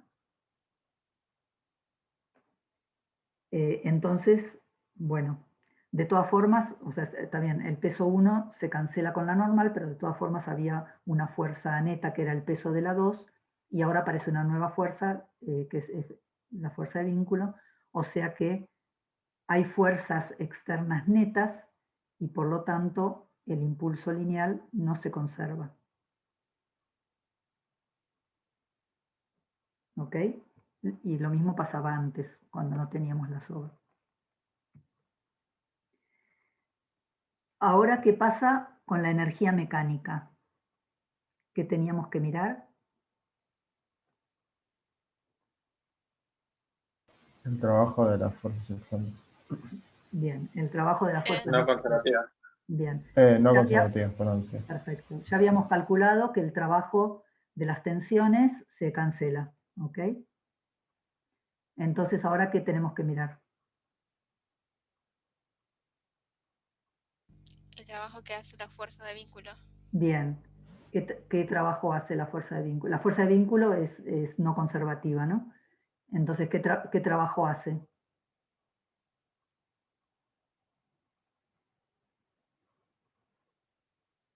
Vamos a mirar el Es cero, trabajo. ¿no? ¿Por qué? Porque está aplicada en el origen, en el cero. ¿O Claro, no? porque está aplicada en un punto que no se mueve, ¿no? O sea, el punto O es un punto que no se mueve. Claro, Entonces, esa es la de que el diferencial te va a dar cero. claro. Entonces, el trabajo de las fuerzas no conservativas es igual a 0 y entonces la energía mecánica se conserva. Bien. Y el impulso angular,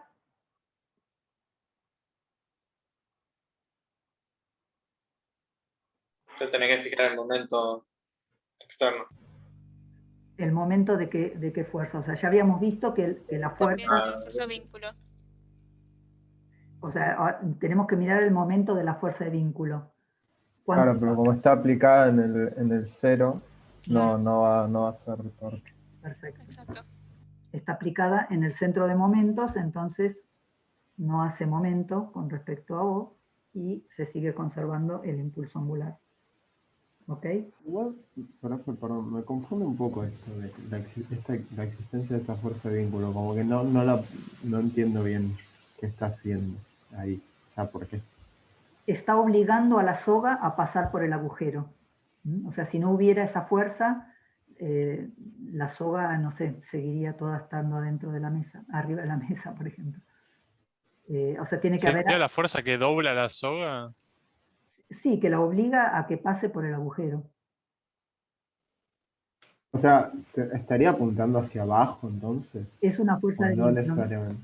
No sabemos para dónde apunta. O sea, está actuando sobre la soga y obliga a que siempre, digamos, la soga en principio se está moviendo, pero siempre el punto que está en contacto con el agujero, bueno, digamos, siempre tiene que haber un punto que está en contacto con el agujero. Eso es lo que hace la fuerza de vínculo. Le obliga a la soga a pasar por ahí. Si no estuviera esa fuerza, no sé, la soga estaría libre, o sea, estaría digamos, estaría todo, en principio, las dos masas arriba de la mesa.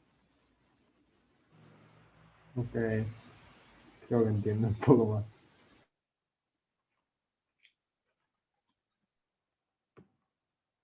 Bueno, vamos a hacer otro ejercicio.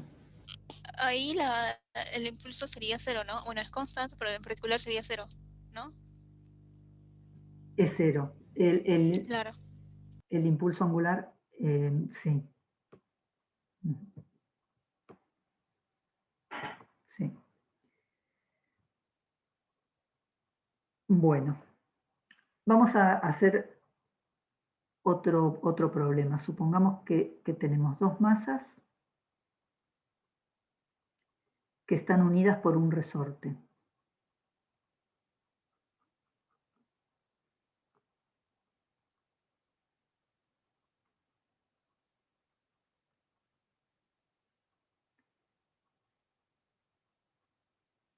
Y se mueven con una cierta velocidad, v⁻�1, v⁻². El resorte tiene una cierta constante, K y L0. Y vamos a considerar primero entonces el sistema es M1 más M2. Entonces, ¿cuáles son las fuerzas que están actuando? Tenemos M1 y M2. Actúa la fuerza elástica, ¿ok? La fuerza elástica sobre 1 y la fuerza elástica sobre 2. Entonces, ¿qué pasa con el impulso lineal?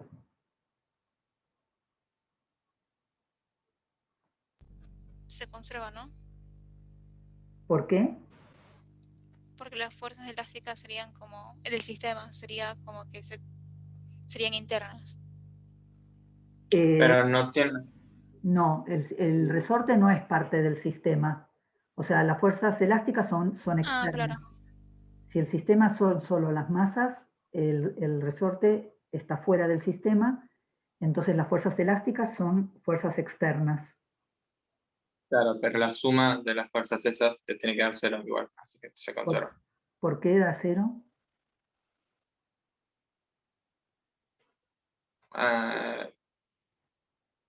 No son de igual módulo. No, claro, porque depende de la velocidad, ¿no? ¿Por qué? O sea, las fuerzas van a ser iguales y contrarias, porque lo que se elongó el resorte es lo mismo respecto a la longitud Claro, natural. exacto. Son iguales y contrarias el porque... sentido es contrario porque... Bien. Son iguales y contrarias porque dependen de la elongación del resorte, o sea, solo dependen de lo que se estiró el resorte, ¿no? Ojo que no son pares de acción-reacción. No son pares de acción-reacción, pero son iguales y contrarias porque dependen de cuánto se estiró el resorte. Y entonces, bueno, si el resorte está estirado, sobre una actúa en un sentido y sobre la otra en el sentido contrario. ¿Ok? Entonces, ¿qué sucede? Que tenemos que la suma de las fuerzas externas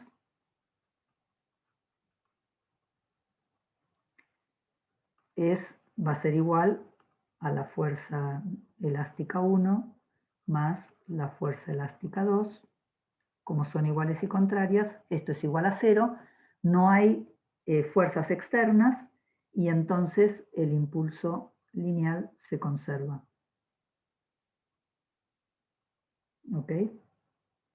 Fíjense, de vuelta acá, el impulso lineal de la masa 1 no es constante, porque sobre 1 hay una fuerza neta, que es la fuerza elástica 1, y sobre 2 tampoco, pero el impulso lineal del sistema se conserva.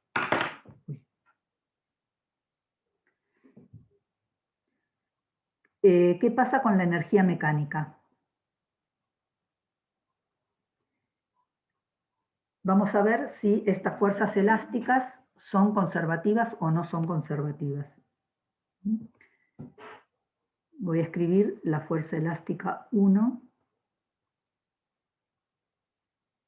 es igual a K por, vamos a poner, módulo de R1 menos R2, la distancia entre la masa 1 y la masa 2, menos L0. Voy a elegir bueno, supongamos que tenemos la masa 1, la masa 2, y elijo, bueno, vamos a suponer que acá por acá está el origen, entonces esto sería R1,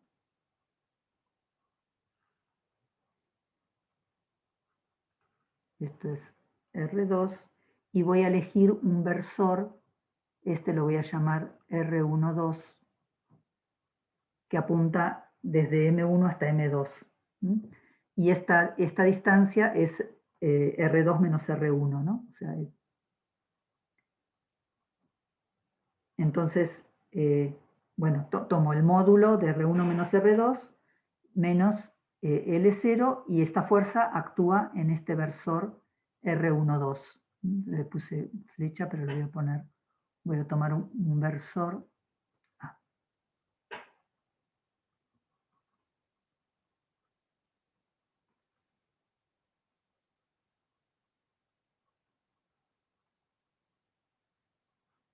R12.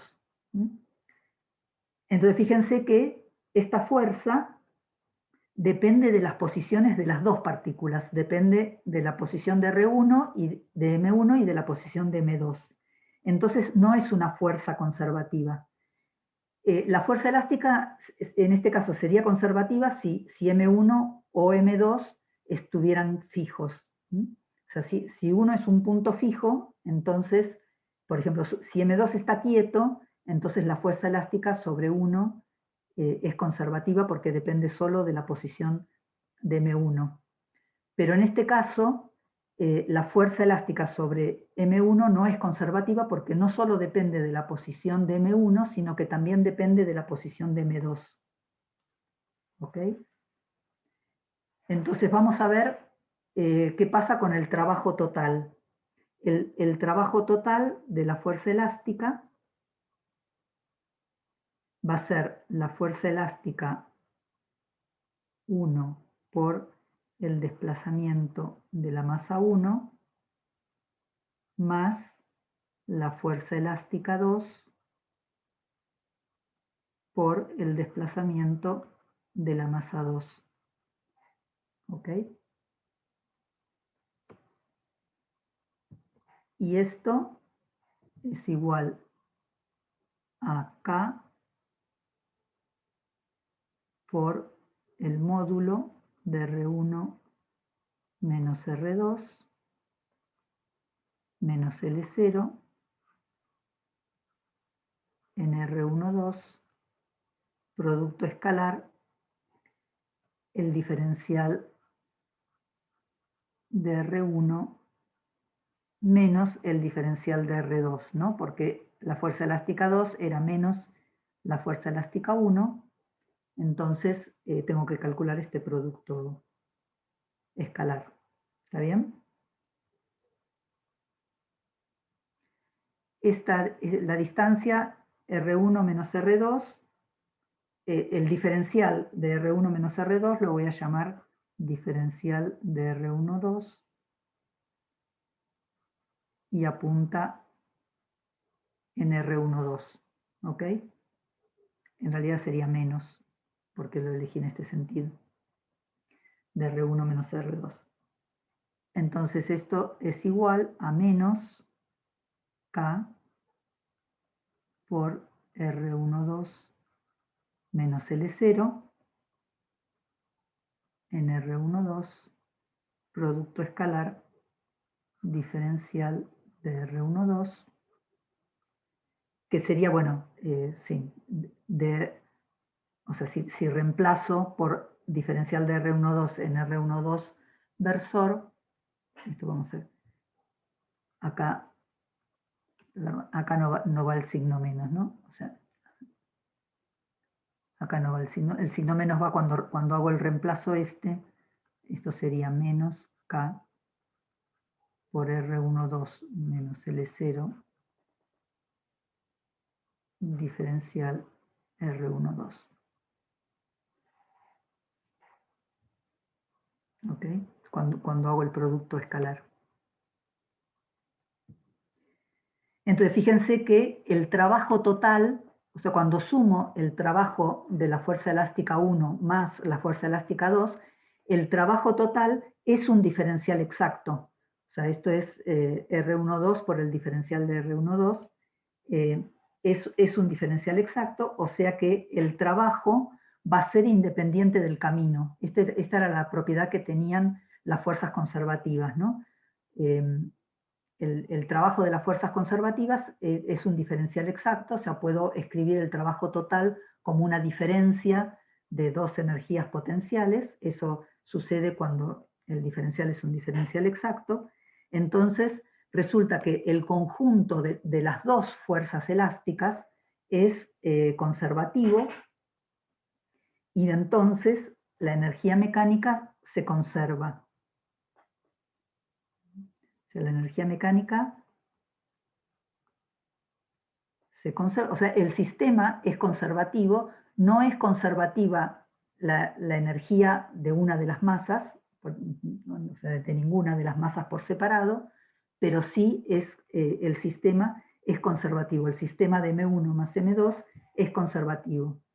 O sea, si calculamos la energía mecánica de la masa 1, no es constante, y lo mismo para la masa 2, porque la fuerza elástica sobre cada una de las masas no es conservativa, pero sí es conservativo el sistema. Vamos a ver esto de otra forma para que les quede más claro. Supongamos, digamos, para simplificar, supongamos que el sistema se mueve en una única dirección, vamos a suponer en la dirección X.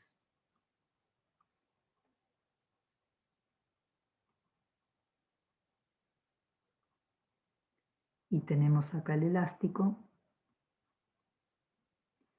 y supongamos que esto es X1 y esta es la posición X2. Entonces, si queremos calcular... ¿Puedo hacer una pregunta? Sí. ¿Puedo hacer una pregunta?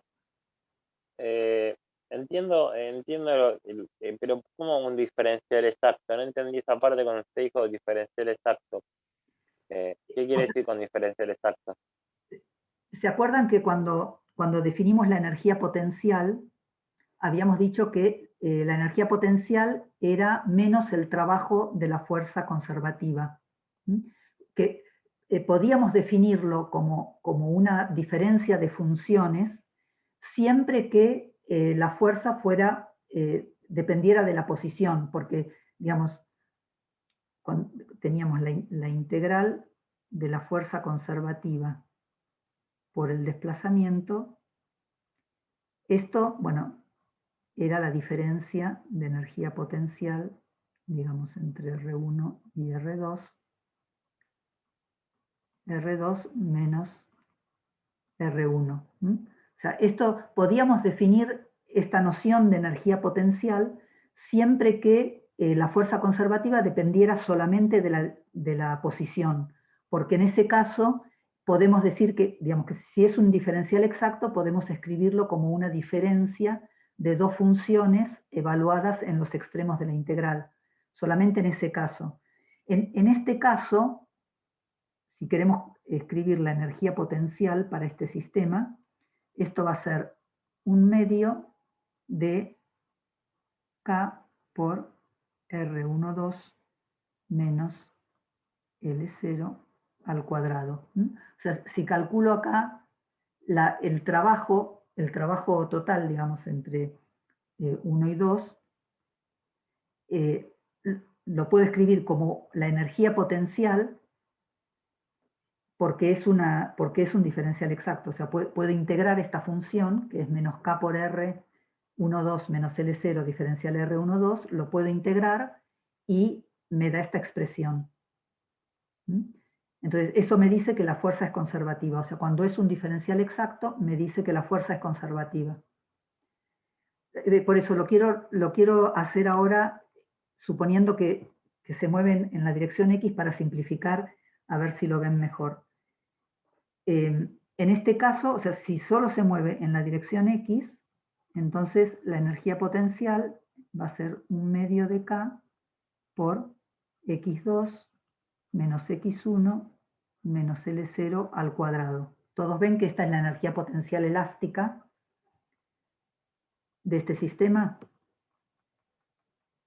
Sí. Bien. Entonces voy a calcular, a partir de la energía potencial, puedo calcular la fuerza elástica sobre la masa 1, que va a ser menos la derivada de la energía potencial con respecto a X, bueno, con respecto a X1 en X versor. ¿Se acuerdan la relación entre la fuerza y la energía potencial? O sea, la fuerza elástica 1 lo puedo calcular haciendo la derivada de la energía potencial con respecto a X1. En este caso, como es menos, con el menos es más, y esto es K por X2 menos X1 menos L0 en X versor. Y la fuerza elástica 2 va a ser menos la derivada de la energía potencial con respecto a X2 en X versor. Y esto es igual a menos K por X2 menos X1 menos L0 en X versor. ¿Ok? Entonces, el diferencial de trabajo de la fuerza elástica 1 es la fuerza elástica 1 producto escalar el desplazamiento de la masa 1. ¿Ok? Y esto es igual a menos la derivada de la energía potencial con respecto a X1 producto escalar el desplazamiento de la masa 1. ¿Mm? O sea, fíjense que esta expresión, o sea, la fuerza elástica 1 depende de X2. Depende de X2 y de X1. Entonces no es un diferencial exacto, porque la energía potencial depende de X2. Si dependiera solo de X1, esto es un diferencial exacto. Pero como la energía potencial depende también de X2, esto no es un diferencial exacto. Lo mismo si calculo el trabajo de la fuerza elástica 2, que va a ser la fuerza elástica 2, producto escalar, el desplazamiento de la masa 2, y esto es menos la derivada de la energía potencial con respecto a X2, producto escalar, el desplazamiento de 2. Bueno, acá, perdón, me olvidé de una flechita, ¿no?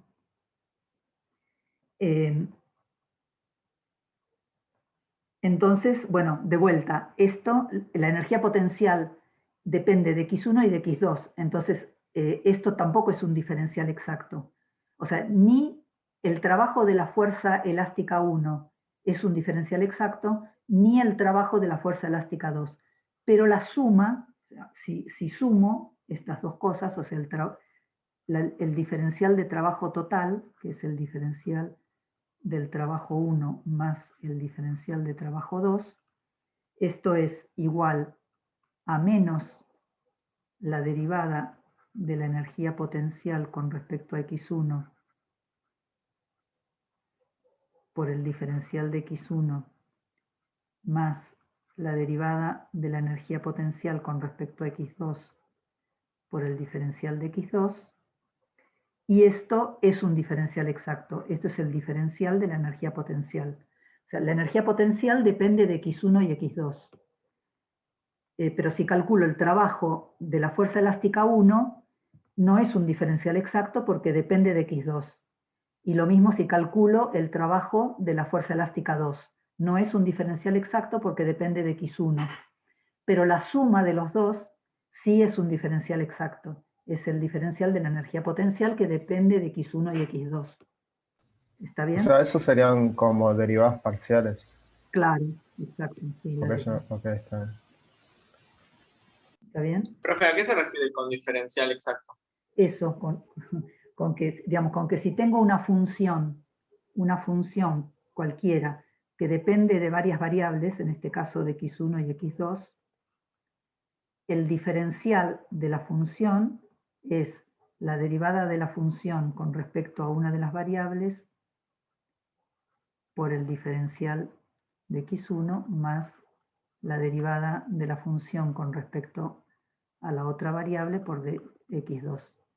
Bueno, si dependiera de más variables, por ejemplo x3, el diferencial exacto es esto. Ok. ¿Ok? Pero cada uno de estos sumandos no es un diferencial exacto, porque la función depende de las otras variables. El diferencial exacto es esta suma. Por eso arriba cuando decía que menos K por R12 menos L0 por el diferencial de R12, eso era un diferencial exacto. Claro, esto es un diferencial exacto, porque depende solo de R12 y estoy integrando en R12. Esto es un diferencial exacto. Ok, claro, entiendo. Perdón, profe, ¿puedo hacer una consulta? ¿Vio cuando escribimos la energía potencial del sistema?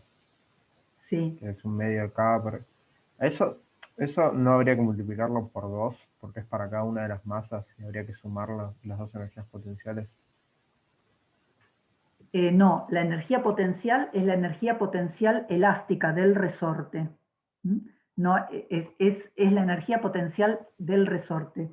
Recuerden que cuando lo calculamos, en particular lo habíamos calculado cuando uno de los puntos está fijo, ¿no?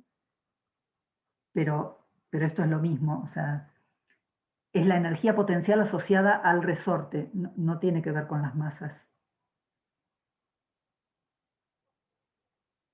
O sea, no es que tengo que sumar la energía potencial, digamos, no es la energía potencial de la masa 1 y de la masa 2, es la energía potencial del resorte.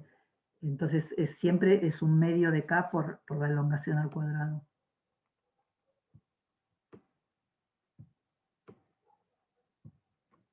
Bueno, ¿qué es lo que significa esto? O sea, lo que... el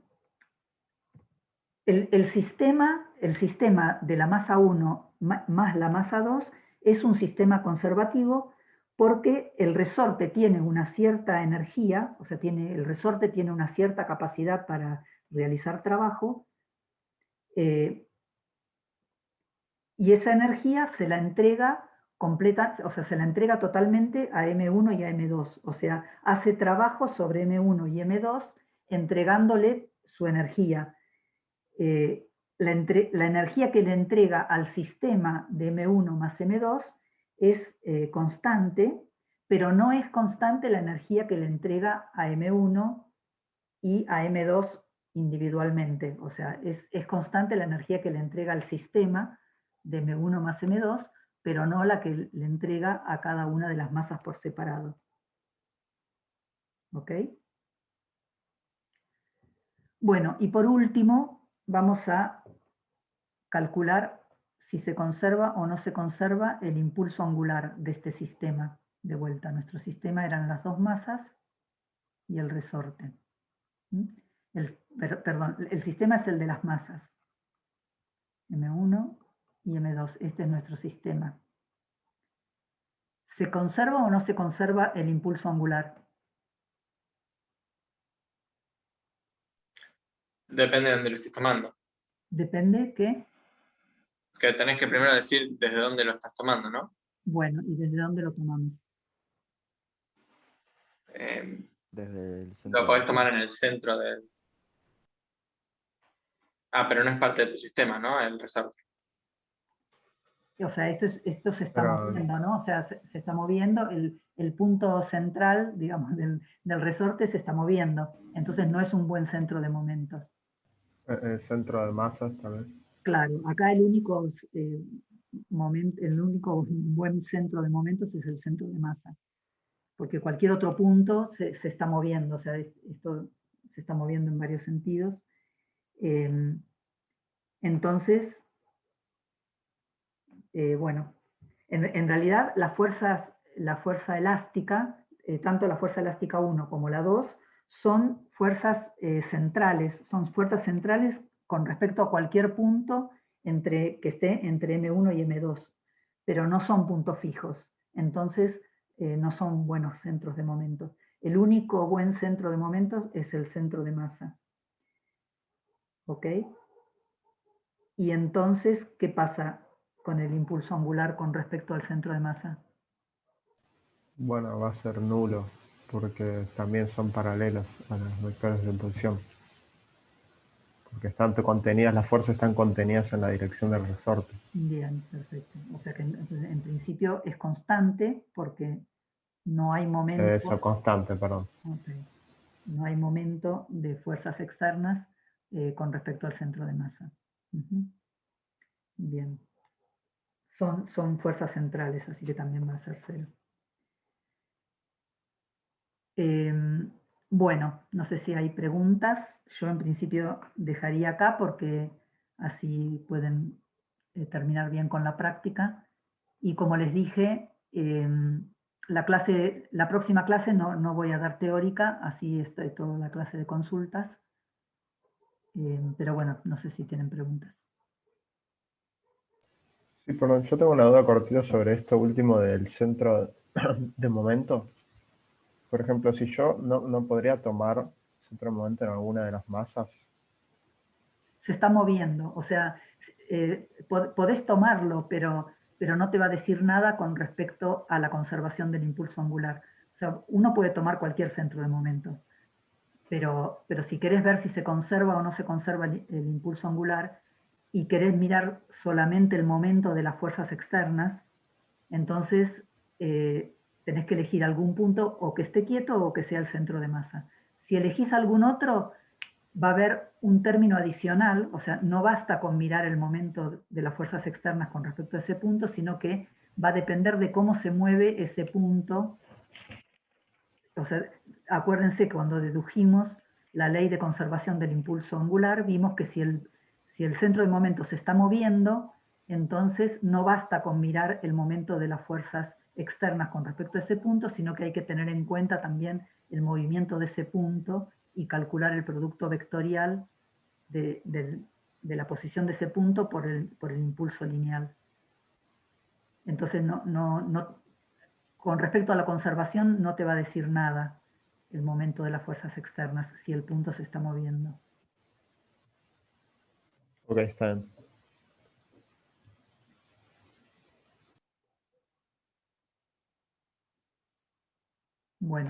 Bueno, si no hay más preguntas, entonces los dejo con la práctica y bueno, nos volvemos a ver la otra semana y suerte con el parcial. Dale, profe, gracias. Chao, Gracias, chao. profe. Que tenga buen fin de. Profe, tengo